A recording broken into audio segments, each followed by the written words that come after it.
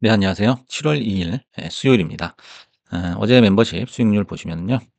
로켓랩하고 서클에서 각각 수익이 나서 5%의 단타 수익이 추가가 됐습니다. 오늘은 정말 오랜만에 서클 인터넷을 들고 왔습니다. 그래서 좀 희망적인 얘기를 하려고 합니다. 그래서 탑승 신호 떴다로 이렇게 제목을 지어왔는데요.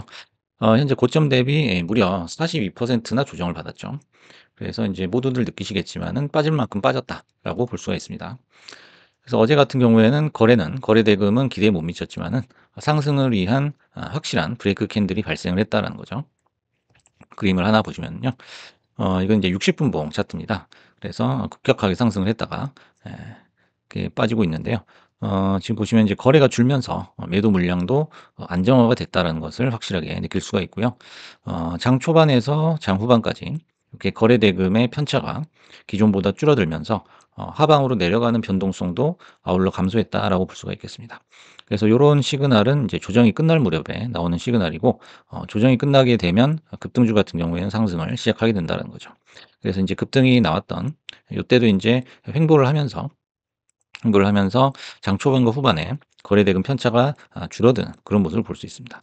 이런 부분 꼭지에서 보면은 굉장히 편차가 심하죠. 내려올 때도 마찬가지고요. 하지만 인제 횡보해서 올라가는 고 직전에는 굉장히 평탄해진다라는 거를 볼 수가 있습니다. 그리고 이제 주가도 바닥을 다지면서 오프쇼 캔들 발생 직전이다라는 거죠. 그래서 보통 이제 일봉이든 분봉이든 마찬가지죠. 캔들이 밑으로 이렇게 하방으로 내려올 때는 항상 이평선 아래에 있죠. 아래에 있다가 이렇게 해변을 걷다가 바다로 나가는 상승을 하는 그림이 바로 오프쇼 캔들이다라고 볼 수가 있겠고요. 그다음에 이 선을 그어 놓은 180에서 220 요 밴드를 보시면은 요 이렇게 인제 지지와 저항 매물대가 보이는데요. 요 밴드 안에서 당분간은 움직이다가 제가 예상하기로는 2-3일 후에는 요 저항 라인이죠. 저항 라인을 돌파를 할 것으로 예상이 됩니다. 그래서 이제 60분 봉상 120 선의 상방 전환이 트리거다라고 써 놨는데요. 지금 현재 보시면은 이렇게 내려오면서 하방이 좀 멈추고 있는, 하방 각이 좀 둔화되고 있는 그런 모습을 볼 수가 있습니다. 그래서 요 파란 선이 고개를 드는 순간 그때는 인제 상승 전환이다. 요렇게 보시면 되겠습니다. 그래서 일봉상 5일선 위에 안착을 하게 되면 다시 재상승각이다라는 거죠. 그래서 이제 우리가 탑승해야 될 때는 이때다라는 겁니다. 그림을 하나 더 보시겠습니다. 이건 이제 일봉인데요. 여기 보시면 이제 이런 경합 캔들이 보입니다.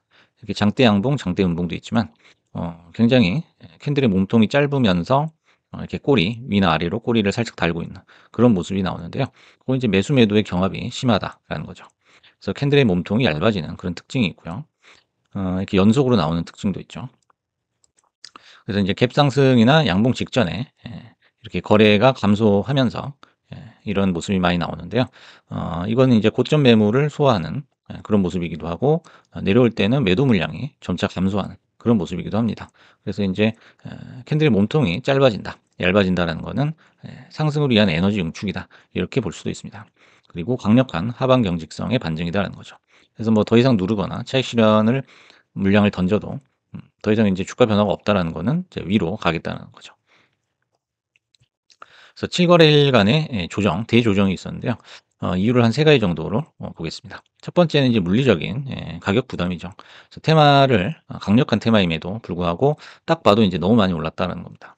그다음에 이제 두 번째는 고점에서 어떤 의도적인 언론 플레이가 있었다는 거죠. 이건 이제 뭐 서클뿐만 아니라 다른 종목들도 마찬가지예요. 항상 공포 분위기를 조성을 해 가지고 저점으로 떨구는 어떤 기관 전략 중에 하나다, 이렇게 볼 수 있고요. 그다음에 세 번째는 실물 거래에 대한 불신.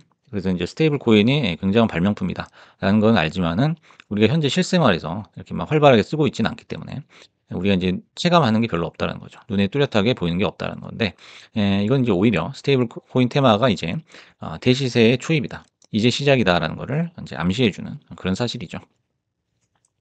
그래서 여유 자금으로 조정을 느긋하게 기다리셨다면은 이제는 추가 수익의 기회가 왔다라는 거고, 중간에 이제 뭐 손절하셨거나 지쳐서 팔았더라도 이제 손실 복구 및 수익 전환의 찬스가 왔다라는 겁니다. 그래서 현재 나스닥의 대세를 이렇게 살펴보면요. AI, 그다음에 클라우드, 그다음에 원전이나 전력, 그다음에 양자 쪽도 최근에 강했었고요. 그다음에 인제 스테이블 코인이다라는 건데, 스테이블 코인은 이 4 개의 어떤 시장 가치, 시장 규모를 초월할 정도로 굉장히 큰 테마다라고 할 수가 있겠습니다. 그래서 누구나 알고 있는 주도 테마의 흐름이지만 사실상 이제 누구나 알고 있어야만 나도 먹을 수 있다라는 거예요. 왜냐하면 주식이라는 거는 컨센서스이기 때문에 대부분의 사람들이 대세를 결정하게 되거든요. 그래서 내가 이제 봤을 때 어떤 종목, 어떤 테마가 좋다라는 것보다 대세를 따르는 것이 훨씬 더 큰 수익을 가져다 줄 것이다라는 겁니다. 다음에 이제 최근 하락은 펀더멘털의 훼손이 아니다라는 거죠. 그래서 뭐 스테이블 코인 사업이 망해 가지고 이렇게 뭐 40% 가까이 빠진 게 아니다라는 거죠. 그래서 도망갈 때가 아니라 오히려 들어가야 할 때다라는 거죠. 그래서 최근에 이제 캐시우드 매도 뉴스가 있었고, 펀드스트랩에서는 이제 서클의 주가가 펀더멘털을 초과했다. 스테이블 코인 메가 트렌드는 현실이지만 이제는 차익 실현할 때다. 이렇게 언급을 했다고 해요.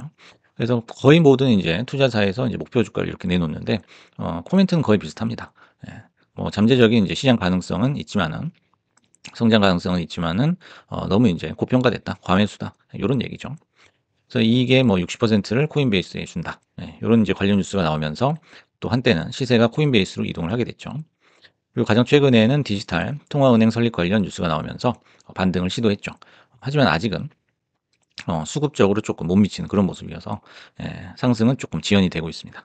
만약에 이게 승인이 되면은 USDC 준비금을 자체적으로 관리하고 주식과 채권과 같은 토큰화된 자산에 대한 기관급 보관 서비스를 제공할 수 있다는 거죠. 그래서 이제 제도권으로 들어와서 적절한 규제를 받으면서 성장을 해 나갈 것이다라는 겁니다. 그래서 번스타인의 이제 전망을 보면 스테이블 코인의 성장 전망을 낙관하면서 목표 주가를 230달러로 잡았습니다. 이제 반대로 가장 낮은 목표 주가를 부른 곳이 JP 모건인데요. 강력한 선점 효과, 성장 전망은 긍정적이지만 고평가를 지적을 하면서 목표 주가를 80으로 이렇게 설정을 했습니다. 그래서 이렇게 편차가 심하게 난다는 거는 아무도 적정선을 예측할 수 없다는 거예요. 네. 그래서 뭐 반도체라든지 뭐 다른 뭐 제조업이라든지 이런 거랑은 다르게 적정한 가격대를 설정할 수가 없다는 거죠. 그래서 결국에는 이제 과거의 비트코인처럼 수급에 의해서 거의 모든 게 결정될 것이다라는 거예요. 그래서 인기, 수급 이런 게 오히려 훨씬 더 중요하다는 겁니다. 참고로 이제 증권사마다 목표 주가를 보시면요. 시티에서 이제 243을 잡았고요. 번스타인이 230, 네, 바차트에서 220, 바클레이즈가 215, 도이치뱅크가 155, 그다음에 골드만삭스나 JP모건은 그냥 80달러대로 보수적으로 잡아놨고요. 그래서 이제 평균을 구해봐도 175달러이기 때문에 현재 주가는 거의 비슷하기 때문에 딱히 지금도 고평가니까 더 빠질 것이다, 이렇게 예상을 하기는 힘들 것 같아요. 그래서 번스타인은 서클의 매출이 2024년부터 27년까지 연평균 47%의 성장률을 기록할 것으로 예측을 했습니다. 수익은 70% 성장할 것으로 예측을 했어요.